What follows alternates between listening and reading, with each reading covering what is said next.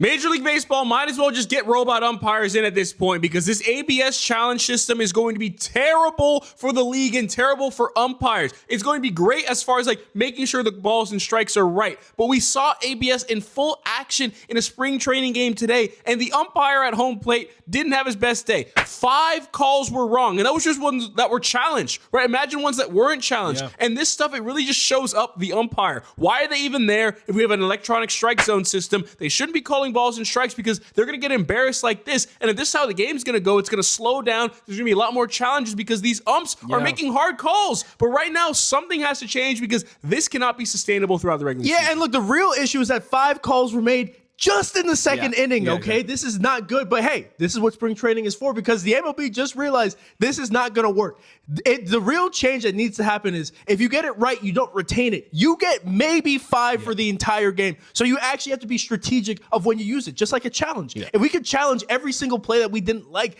because we were successful and retained it back, the game would last forever, but that's why you only get 1 or 2, depending on if you get them right or not. So for this particular case, there needs to be a maximum of 5, even if you get them correct.